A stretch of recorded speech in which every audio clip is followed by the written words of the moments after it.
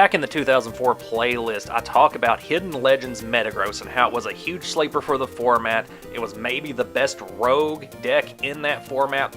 Unfortunately, it was weak to Blaziken, and Blaziken was one of the most played decks in 2004. Well, we're not in 2004, baby, and Blaziken stocks are way down in 2005. Metal Juncture allowed you to move a metal energy from one of your bench Pokemon onto your active, which in previous format was mostly relevant for those rainbow style energies that counted as all types of energy but only one at a time. Metal Juncture would allow you to move those onto your active Pokemon, power it up very quickly, and it was a great utility Pokemon. You could use it as a backup attacker, but squared attack, though potentially very powerful, was also wildly inconsistent and not really worth investing 3 energy into, even if you could move one of those energy off of one of your bench Pokemon. So where does the card fall a season later? Metal Juncture is still very powerful as an ability just to move those rainbow style energies around, but as you've seen from the thumbnail, we're going to actually use it to move special metal energies around, and the main attacking Pokemon that you're going to be supporting with this Metagross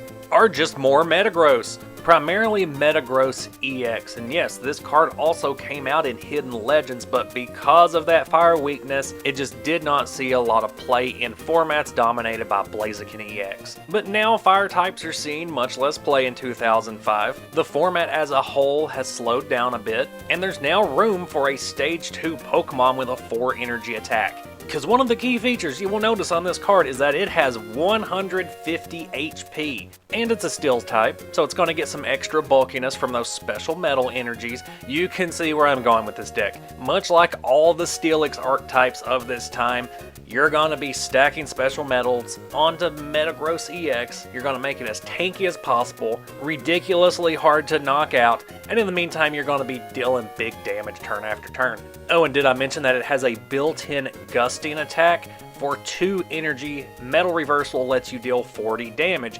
If you want to, you can actually just gust out one of your opponent's benched Pokemon and deal 40 damage to it instead. Your opponent does get to pick the gusted Pokemon, but either way, you're still getting in some good disruption.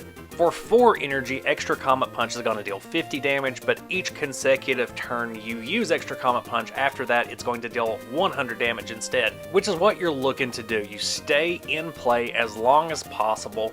Very easy with the high HP and the special metals you have attached, but you just hit for 100 damage turn after turn after turn. And getting to that 4 energy point is going to be easier than expected. More on that in a bit. Before we move on from Metagross EX, I also want to point out that it does have a weakness to fighting, which is relevant in this format, but the reason you saw so much Metachamp and Hariyama at the World Championships is because Metagross EX was cleaning up at the US Nationals that year. Though still not super relevant, that resistance to grass is more important in 2005 than it was in 2004. The main addition that made this deck playable is the Metagross from Deoxys. It gives you an alternative attacker that's a psychic type, can be relevant, has the potential to deal heavy damage for low energy, but it also makes Metagross EX's 4 energy attack available on turn 3, thanks to the Pokepower Super Connectivity.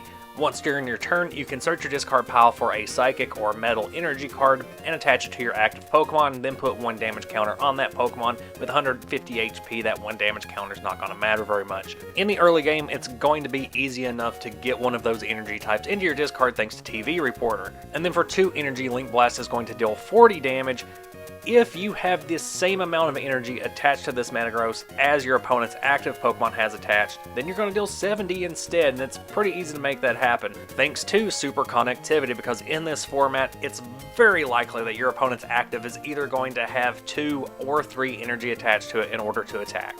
Across these 3 Metagross, you're going to be able to consistently recycle special metal energies and move them around the field, primarily onto Metagross EX to make it into one extremely tanky hunk of metal, all the while gusting your opponent's active back to the bench and dealing big damage to whatever you drag out. And this is just the core of the deck. Of course, we have more support cards available. Pidgeot's Quick Search will allow you to retrieve the exact card you need every turn. And of course, we'll be running a full playset of Rare Candy in this deck, so you're going to be able to get that Quick Search up and running ASAP. A single copy of Wishing Star Jirachi to skim the top of your deck and help with faster setups or during recovery turns. And then a 1/1 Oddish Bellossom line in here just to make Metagross EX even tankier. Heal Dance will allow you to remove 2 damage counters off one of your Pokemon every turn, so you can use the Deoxys Metagross to attach special metals from your discard to your active Metagross EX, and the added damage counters aren't going to matter because you can heal those off immediately with Bellossom. And then any damage that your opponent is dealing to Metagross EX, if it doesn't knock it out, it's effectively doing 20 less damage because you're just going to heal it off at the start of your turn with Bellossom. Metagross EX is already tanky, you're making it even tankier by reducing incoming damage with special metals, and then any damage counters that do make their way to Metagross EX will be removed systematically by Heal Dance. Taking a look at this sample deck list, you'll see 4 ideal starters. 3 of them are Dunsparce with the Strike and Run, always a good start, and then that 1 copy of Jirachi that we've already talked about. It's not the worst scenario in the world to have to start with a Beldum, but ideally you want to start with either a Dunsparce or Jirachi. Going with the Psychic, Beldum, and Metang here, both from Hidden Legends. The Beldum has Call for Family, so you can get a bit of your setup if you do have to start the game with it. And Metang does have a decent 2 energy attack that it can use, potentially helping you stall for a turn since it can inflict paralysis. And then you may have noticed we got a bit of a strange lineup here. 4 Beldum, 3 Metang, nothing strange there since we do have Rare Candy in here, but then we're running a 2-1-2 line for Metagross, so 2 of the Metagross that are going to let you recycle Psychic and Metal Energy out of the discard, 1 copy of the Metagross that's going to let you move those energy from your bench into the active position, and then 2 of the Metagross EX. This is because you really only need 1 of each supporting Metagross in play at any given time, but it's more important to get the EX Deoxys Metagross into play faster. Therefore, there's a couple of copies of it just in case one of them gets prized, but also just to make it easier to draw into. A 2-1-2 line of Quick Search Pidgeot to get that support up and running. The 1-1 line of Bellossom, which can get a little bit awkward if either of these 2 cards gets prized. So whenever you do use a searching tool early in the game, you're going to be perusing to see if you have both Oddish and Bellossom in there.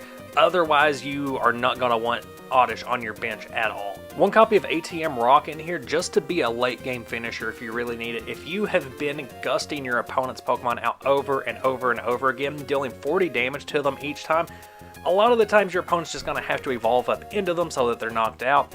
And in which case you can just use ATM Rock to devolve all of your opponent's Pokemon, knocking them back down to a lower HP stage, potentially scoring you multiple cheap knockouts after turns and turns of dealing heavy damage to your opponent's Pokemon, but not quite knocking them out. It's another reason you want Bellossom in this deck is to protect yourself from getting ATM Rocked and losing your Metangs. But if you keep damage counters off of your Metagross EX, you don't really have to worry about it. Full playset of Celio's Network to grab those evolution cards for you, 4 copies of Rare Candy to get those evolution cards into play faster, and this is mainly going to be for your Bellossom, for your Pidgeots, because those Metagross, you do want the Metangs under them. You're not trying to outspeed your opponent with this deck, you're just trying to outlast them. So sure, Rare Candy into your support Pokemon so you can get a more consistent setup, but you don't want any of your lead attackers in a position where they have to be scared to death of getting ATM Rocked. Rocket's Admin, Steven's Advice, and TV Reporter in here as your big draw cards. 1 Silver Bullet Strength Charm just for when you need that extra little bit of damage to get the KO. 1 Switch and 1 Warp Point for those situations where you do need to move your own active, and based on the situation, one of these 2 cards will be better than the other. 1 copy of Island Cave in this deck so that you can remove a special condition off of any of your Metagross whenever you attach an energy to them, or if you would like to wake up your Jirachi. Also 1 copy of Magnetic Storm, which removes any Psychic type resistances that your opponents may have if you end up in a situation where you're having to rely on your Psychic type Metagross to deal damage. The format is full of Dark type Pokemon that resist Psychic, so this is a good card to have in here just in case. Having only 2 stadiums in this deck can be detrimental if you find yourself in the type of metagame where you're getting into stadium battles a lot. Keep in mind that Battle Frontier completely trashes this deck's setup process. So if you anticipate seeing Battle Frontier, you better load your deck full of counter stadiums. 4 copies of Special Metal Energies, 7 copies of Psychic Energy, a single Rainbow, and then 2 copies of Scramble Energy. Having a mechanic to recycle these special metals is a game changer for this deck. Otherwise, you would really have to pick and choose how you're allocating those special metals since there's only 4 in the deck. You think about these old Steelix builds where you had to really sit and think, how many do I want to put on this active Steelix? What's the chance of it actually getting knocked out? Because getting them back is a pain in the ass. Well, with this deck, getting them back is pretty easy, and it's actually ideal to have them in the discard. So you know what? Let's just load up 3 or 4 of them onto the same Metagross EX. And then, as I said earlier, the Hidden Legends Metagross is going to be able to move your Rainbow Energy and your Scramble Energies because they are providing metal energy. Well, in the case of Scramble Energy, as long as the condition is met. All in all, a very consistent deck and a very difficult deck to play against unless you are running a lock deck. There's a reason that this deck was very prevalent at US Nationals in 2005, but it didn't have much of a presence at the World Championships, and that is because people came prepared to the World Championships.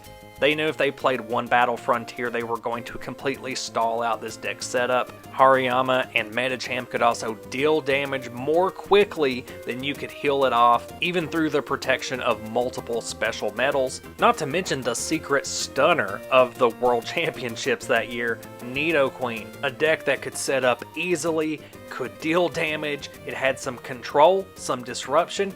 It was a beast. This Metagross EX deck is a fantastic example of how a deck can go from best in format to easily dismantled just within the time between large tournaments. In a format with so many solid checks and balances, you can bet on players finding the best combination to deal with top archetypes while still being generally good as its own deck. Now it's your turn. Let me know what you thought about this build. Let me know how you would adapt this build to deal with the later metagame that we saw at the World Championships. Also, let me know about any experiences you have playing with or against this deck. If you like what I do here on this channel, make sure to go check out my other playlist and stay tuned for even more vintage Pokemon TCG content. I appreciate you for watching this one, and I'll see you on the next one.